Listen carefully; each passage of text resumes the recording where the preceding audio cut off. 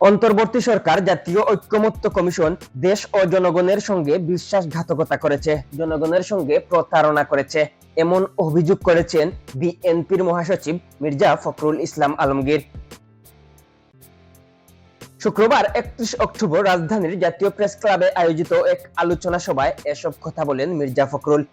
জুলাই জাতীয় সনদ ও তা বাস্তবায়নের সুপারিশ নিয়ে আলোচনা সভায় মির্জা ফখরুল বলেন, দেখা গেল জাতীয় ঐকমত্য কমিশন সুপারিশ উপস্থাপন করলো অন্তর্বর্তী সরকারের প্রধান উপদেষ্টার কাছে, তখন সেটাই অনেক পার্থক্য।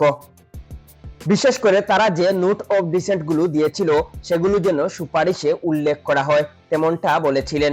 এ ব্যাপারে তারা আস্থা বিশ্বাস রেখেছিলেন, কিন্তু সেই আস্থা বিশ্বাসের সঙ্গে তারা বিশ্বাসঘাতকতা করেছেন, জনগণের সঙ্গে প্রতারণা করেছে, যেটা তারা তাদের কাছ থেকে আশা করেননি। বিএনপি সংস্কারের পক্ষের দল বলে মন্তব্য করে মির্জা ফখরুল বলেন, মতভেদ থাকলেও তারা জুলাই সনদে স্বাক্ষর করেছেন। যেসব প্রস্তাব নিয়ে ভিন্ন মত ছিল সেখানে তারা নোট অফ ডিসেন্ট দিয়েছে। জনগণের ভোটে ক্ষমতায় গেলে তারা সেগুলো বাস্তবায়ন করবেন, জনগণ ভোট না দিলে বাস্তবায়ন করবেন না। মির্জা ফখরুল আরো বলেন, আমাদের মতভেদ থাকলেও মূল যে সনদ সেই সনদে আমরা স্বাক্ষর করেছিলাম।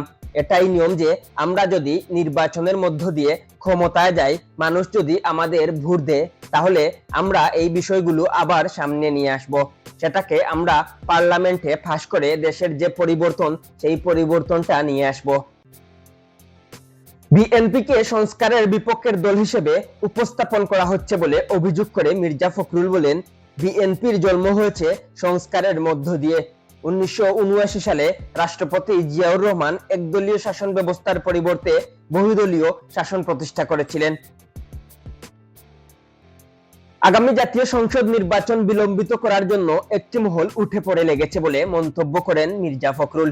তিনি বলেন, গণভোট নির্বাচনের আগে করার কোনো সুযোগ নেই, গণভোট নির্বাচনের দিনই হবে, সে কথা তারা পরিষ্কার করে বলেছেন।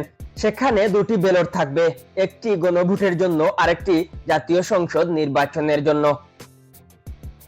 কোন দলের নাম উল্লেখ না করে মির্জা ফখরুল ইসলাম আলমগীর বলেছেন, যারা গণভোটের দাবিতে রাস্তায় নেমেছে দয়া করে তারা যেন জনগণকে আর বিভ্রান্ত না করে। এই দল 1971 সালে মুক্তিযুদ্ধের বিরোধিতা করেছে, আজকে দয়া করে জনগণ যে নির্বাচন চায় সেটার যেন বিরোধিতা তারা না করে। ডেস্ক রিপোর্ট, আধুনিক কাগজ।